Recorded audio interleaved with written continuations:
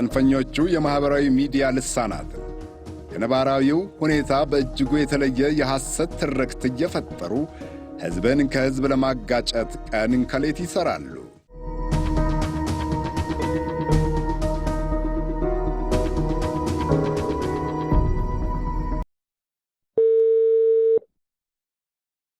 ደርሰናል ዛት መጥተህ እና ለምስሉ ወርልጅ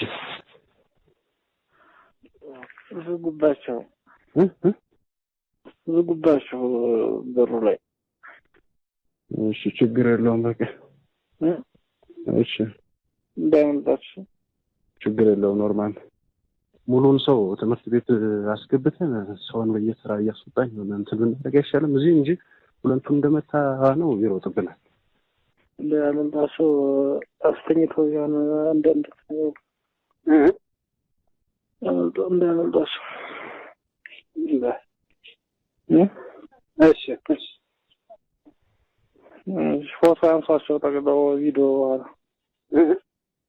ያደርጋሉ ቪዲዮ አንሳቸው መጨረሻ ተመጥቷል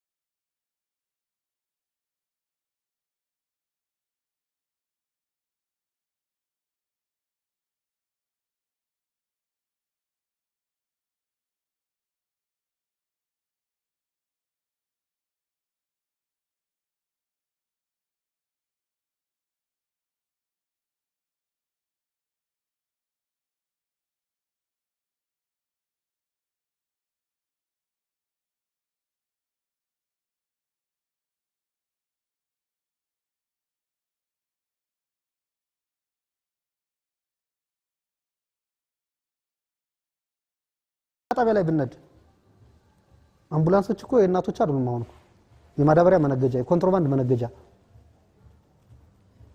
የነሱ የተላላኪ ማመላለሻ ሆነዋል እናት ቤቷ ነው የምትወልድ መንገድ ላይ ነው የምትወልድ እየሞቱ ተመልሶ ወደ 17ኛ 18ኛ ክፍለ ዘመን እየመለሱት ነው ከህዝቡ አላስፈላጊ ከአቅሙ በላይ የሆነ ወራሃዊም አመታዊም መዋጮ ይሰበሰባል አንድ አርሶ አደር ክረምት ላይ የሚበላው ልጆቼን በምን ክረምት ላውጣ እያለ በሚጨነቅበት እንቅልፍ በማይወስድበት ሰዓት ላይ በዛ ሰዓት ላይ ያለው ግዴታ ከብትም እየሸጠ ተበደረም ተለቀተም ለሚፈልጉት ግብአት ማሟያ የሚሆን ያላስፈላጊ ከአቅሙ በላይ የሆነ ወጪ ያላግባብ ህዝቡ ይዘረፋል አንድ እሱ ነው ሁለተኛ ማንኛውም ማህበረሰብ የመንግስት ኃይል በሚንቀሳቀስበት አካባቢ ሄዶ ከታየ ሲመለስ የጥላት ተላላኪ በሚል ከአቅሙ በላይ የሆነ በህይወቱ ሰርቶ የማያገኘውን ዝቅተኛ ተብሎ 300 እስከ 500 ሺህ ብር አንድ አርሶ አደር ይቀጣል ከተማ ሄዶ ያለነሱ እውቅና ዘመድ ለጠይቅ ነው ለቅሶ ነበረኝ ታምሜ ነው ብሎ ምንም አይነት ምክንያት አቅርቦ ወደዛ ቦታ ላይ ሄዶ መገናኘት አይችልም ገበያ መገበየት አይችልም የሞተ ዘመዱን መቅበር አይችልም ካመረታው ላይ ይሰፍራል ገንዘብ በየአመቱ ይገብራል ወይ ወደ ከተማ ሄዳል ከተባለ ገንዘብ እስከ 100 እስከ 150 ሺህ ብር ይከፍላል ሄዶ መረጃ ሰጥተን የመጣው የፋኖን ኬንላ አልፈከር ስትመለስ ቤት ትያዛለ ጠይቃል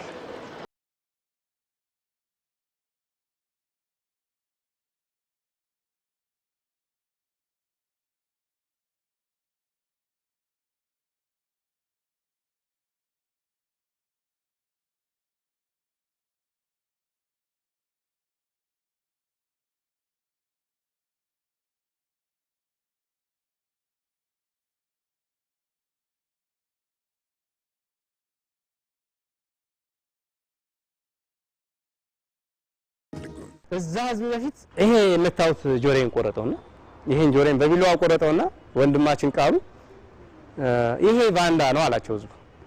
እና አሁን አንተ ባንዳ ነኝ መንግስት 1 ሚሊዮን ብር ሰጥቶ ከተማ ሊሰራልኝ ነው ብለህ ተናገር በዚህ ብቻ እንለቀሃለን ያለ ህዝብ ፊት እንደዛ እንደራረግ ይሄ ያቃጠሉት የቀበሌው አዳራሽ ወሰዱ ካም እንደምትጠቀሙት አይታችሁ ከሆነ ከስር እጄ የተቀመጠበትና ሲገዘግዘኝ የነበረ ቦታ ድንጋይ ያ የቀበሌው የግንባታ ድንጋይ እና እዛ ድንጋይ ላይ እጅን አርግ ያለኝና የመጀመሪያውን ያው መቼም ሰውነታችን ይሳቀቃል ሰውነና እጄን ከልከል ሳረጋው አይ ቶቶ አለ ድምጹ ምናልባት ቪዲዮ ላይ ካልተሰማው እንጂ ቶቶ ይላል ከኋላ ሌላኛው በቃ ሱሪን ፈተን ብልትን እንቆርጣለን ሲል እጄን በፍላጎቴ ነው ሰጥ የነበረው አይታችኋል ወንድ ልጅ ብልቱ ተቆርጦ ለመኖርም ከመኖርም በላይ ህሊናውም ስለሚሞት ማለት ነው ቢቆም ራሱ ለዛ ቢጄ እጄን መስዋዕት ማድረግ ነበር የፈለኩት እዛ ቁጭ ብሎ በቲክቶክ በሚዲያ ሲያዋጋ የሚኖር ህዝብ መማሪያ ይሆናል ልጁ ተያዘ ማለት ነው ክሬ ገበያ ይባላል እኔም አለው ሲያዝ አዲስ ነው የኩት ያን ጊዜ ከዚህ መረጃ ሰጭ ነው ተብሎ ታሰረ እኛ ጋር የኛ አመራራችን አምባሳል ሄዷል ስብሰባ ማለት ነው ሻለቃ መሪው አህመድ ይባላል ደወለለት ምን ይደረጋ ነው ጆሮና እጁን ቆረጦና ላኩ ተባለ ለሁሉም አማላ መረጃ የሚሰጥብን አይኖርም መረጃ የሚሰጥ እንዳይኖር ካሁን በኋላ ይሄን ነገር አድርጉ ተባለ ታዘዝን አደረግን እጅና ጆሮን ቆረጠን ማለት ነው በመጥረቢያ በቢላዋ ሁላችሁም እንደምታውቁት በዚህ መርህ አልባ በሆነ ጦርነት ብዙዎቻችን የግፉ ቀማሽ ሆነናል ለምንድን ነው መርህ አልባ ያልኩት የጦርነቱ ዋና ቀጣጣይ የሚባሉት እነዘመነ ካሴ ሰፈር ውስጥ የተደረገው በአለም ላይ ታይቶ የማይታወቅ ግፍ ስፔሻሊ በአለም ላይ ታይቶ የማይታወቅ ግፍ ነገር ግን ደግሞ ሃይማኖታዊ ካባ ተላበስን ይያሉ ስለ እግዚአብሔር ህልውና ሰበክን ከሚሉ እናውቃለን ከሚሉ ነገር ግን የሚሰሩት ስራ ደግሞ ከሰይጣን መንፈስ የባሰ እጅጉንም የራቀ አይገርማችሁ ዛሬ መቀበል ያክተኛል እኔ በለቱ መጋቢት 11 ከሞቱት መምህራን ውስጥ የመምህር ደረጃ ባለቤት ነኝ አይገርማችሁም ያስተማርኩት ተማሪ አይኔ ያየ ባሌን አንበርክኮ ሲረሽ ነው ከአራት ልጆቼ መሃል አይገርምም እያያምም እኔ ነኝ መናገር ያለብኝ የመራ ህዝብ እኮ ነው መናገር ያለበት እንደውሻ ቡችላ ጆሮ የሚቆርጥ ቆርጦስ ቢተው ምን አለበት ገደለው ይሄ ነው አይደል የኛ አማራ ይሄ ነው ይልማና ያሳዝናል ጎበዝ እኔ ዝም ስትሉ እንበ ይመጣል እውነቴን ነው የምነግራችሁ የሚከፋችሁ ሰዎች ልትኖሩ ትችላላችሁ ያሳረርህ እንጂ እኔ እዚህ ላይ በሞት ይሻለኛል እውነቱን ተናግሬ ነው የምወጣው ደርሰናል ዛት ነው እና ለመስሎ ነው ልጅ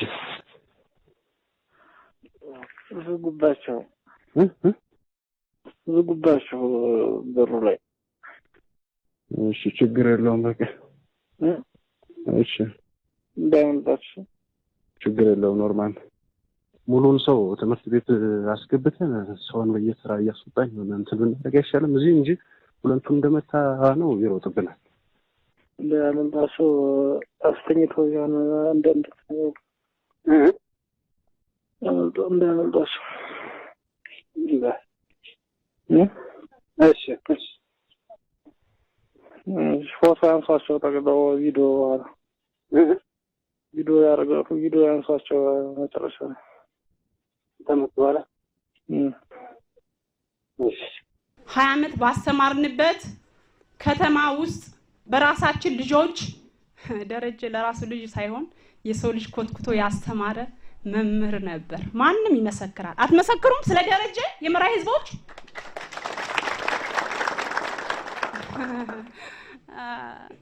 20 ዓመት እስኪሸብት ምክትል ርዕሰ መምህር ሆኖ ከሰራ ከ11 ዓመት በፊት ነው ምክትል ርዕሰ መምህር ነበር በር ላይ አራት ልጆቹ ቆመው ያዩት ትንሿ ህፃን ልጅ የ2 ዓመት ናት። ትልቁ የ10 ዓመት ልጅ ነው። አራቱም ልጆች እያዩት እንደ ንጉስ የሚያየው አባታቸው ተንበርክኮ በፋኖ በሰደፍ ሲመታ አዩት። አይገርምም?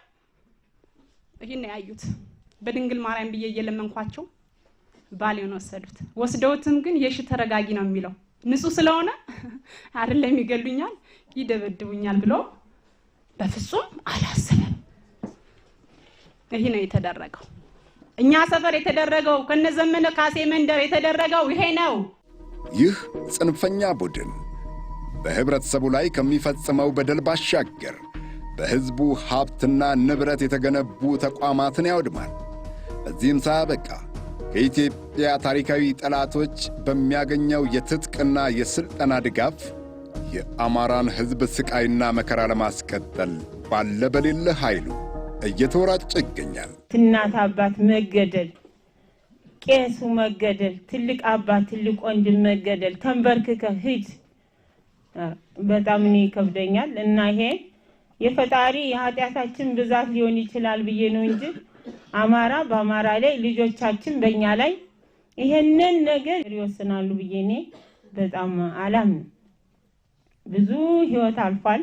የመከላከያ ነገር ተነግሮ ተወርቶም አያበቃም።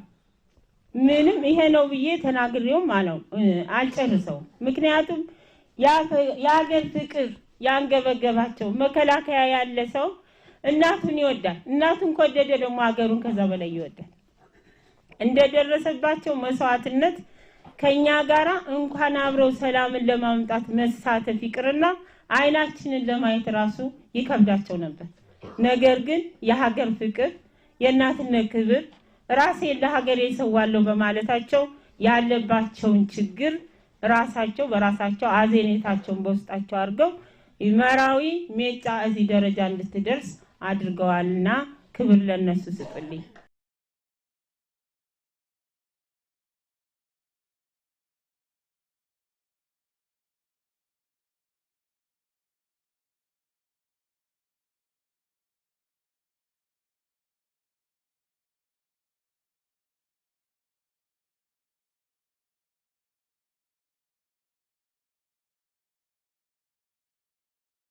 ጎበዝ እንደው ምኑን አንስተን እንጨርሰዋለን?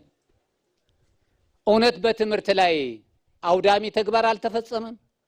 ወንበር እየተፈነከተ ትውልድ የሚቀርጸው ማገዱ አልሆነም? ብላክቦርድ ምኝት አልሆነም? ታዲያ አማራን ነፃ ማውጣት የሚቻለው የአማራን ልጅ ከትምህርት ገበታ በመነጠል ነው? የአማራን ንብረት በማውደም ነው? የአማራ መንገድ እንዳይሰራ በመከልከል ነው? የአማራ አርሶ አደር ግባት አግኝቶ በግባት እንዳይጠቀም በመከልከል ነው አማራን ነፃ ማውጣት የሚቻለው? በጣም በሚዘገንን መንገድ እኮ ነው ስራ እየተሰራ ያለው። ለምንድን ነው ልጆቻችን እንዳይማሩ ጣሊያን እንኳን ያልከለከለንን እነዚህ ሊከለክሉን የፈለጉ? በእውነት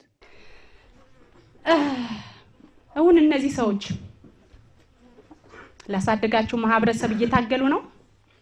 ትናንት ገርጨጭ ላይ ተንበርከው የሄዱ የሃይማኖት አባቶች አሉ የሉም እንዴ? እኔ እኮ የሚገርመኝ እነሱማ ለይቶላችሁ ጫካ ወጣዋል። ትግል ብለው ነው። ኦኬ ትግል ብለው ነው። እናት እንዴት ነው የምትገደል? የ60 ዓመት እናት በሰዓት የተጠበሰች እናት እንዴት ትገደላለች? የተራበን ወጣት የምታጎርስ እናት እንዴት ትገደላለች? ይሄ የተደረገው እኔ ሰፈር ነው፣ እኔ ትውልድ መንደር ነው። እዚሁ ከዘመነ ካሴ ሰፈር ነው። አይገርማችሁ?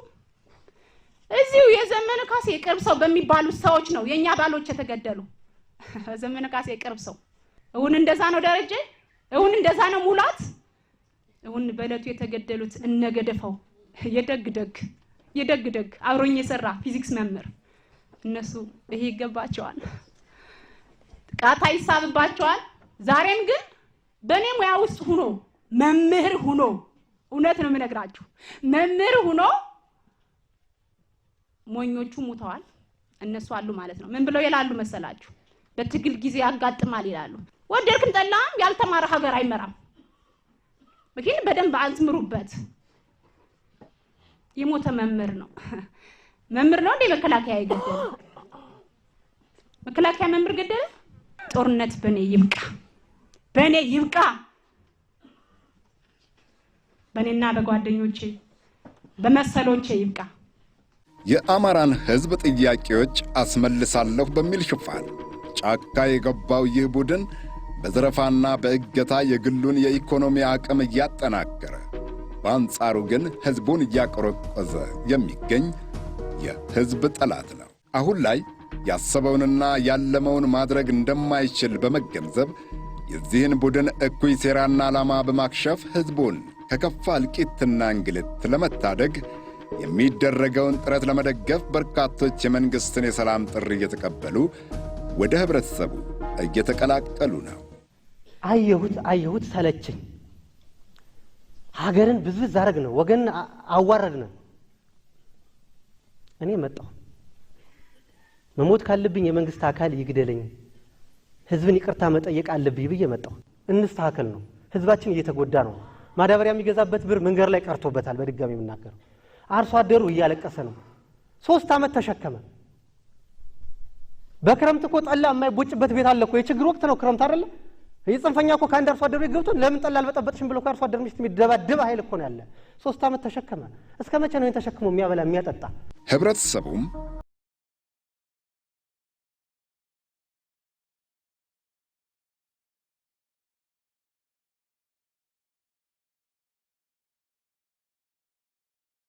እንዲመልስና የሰላም አማራጭን እንዲከተሉ ማድረግ እንደሚገባ በተለያዩ ህዝባዊ መድረኮች ላይ እየተናገረ ነው። አቅም ያላቸው ለህዝብ ማሰብ የሚችሉ የክልሉን ህዝብ፣ የሀገሪቱን ኢኮኖሚ፣ ፖለቲካ እና አጠቃላይ የጂኦፖለቲክሱ መረዳት የሚችሉ የተማሩ ሰዎች፣ የአማራ ህዝብ ትክክለኛ ተቆርቋሪዎች መጫወቻ ሜዳውን መቀየር አለብን። የአማራ ህዝብ ከዚህ በላይ ይሄንን ጦርነት መሸከም አይችልም፣ አፎርድ ማድረግ አይችልም። መታገያ ሜዳውን እንቀይረው ብሎ መጥቷል። አሁን እየጠራ ነው። ተላላኪው ደግሞ ብቻውን እየቀረ ነው። ሳያውቅ ሲደግፋቸው የነበረው ህዝብ ደግሞ እውነቱን እያወቀ ነው።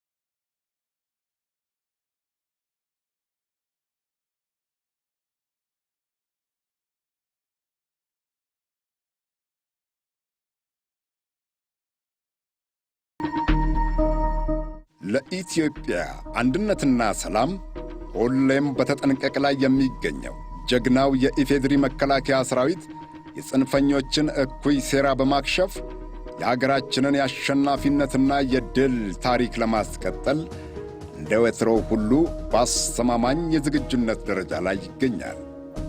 ሰላም።